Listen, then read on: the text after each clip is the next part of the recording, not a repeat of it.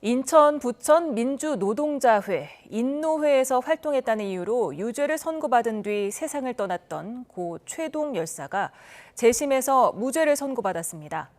지난 2020년 대법원에서 인노회가 이적단체에 해당하지 않는다고 판결했는데 다시 한번 같은 판단이 나온 겁니다.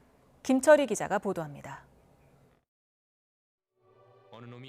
지난 1989년 4월 28일 공안 당국에 의해 불법 체포된 최동 열사.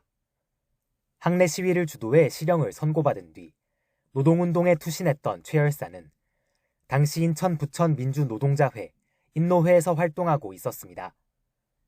이적단체 가입과 이적표현물 소지 혐의로 기소된 최 열사에게 법원은 징역형의 집행유예를 선고했습니다. 이후 최 열사는 후유증으로 심한 정신분열을 겪다가 1년 만에 세상을 떠났습니다.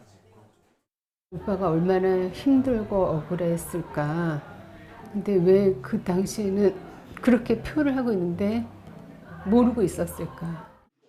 최 열사 사건이 다시 수면 위로 떠오른 건 지난 2022년 신설경찰국 수장 자리에 김순호 씨가 오르면서입니다.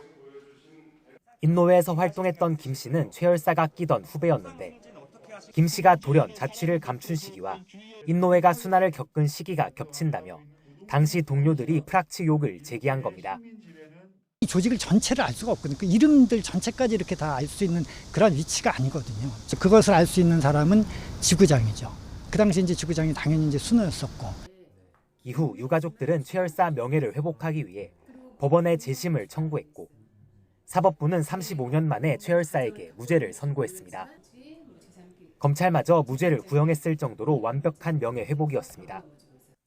지난 2020년 대법원은 또 다른 인노회 회원 재심 재판에서 인노회가 이적단체가 아니라며 무죄를 선고했는데 재판부는 이번에도 같은 판단을 했습니다.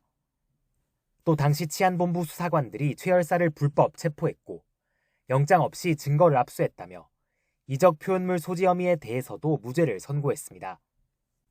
남은 가족들은 인노회를 이적단체로 최 열사를 반공으로 몰았던 이들이 이제라도 성찰하길 바랐습니다.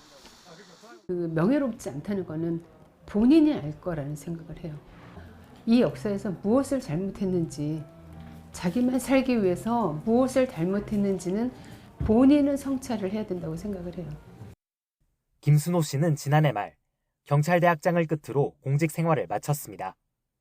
YTN 김철입니다.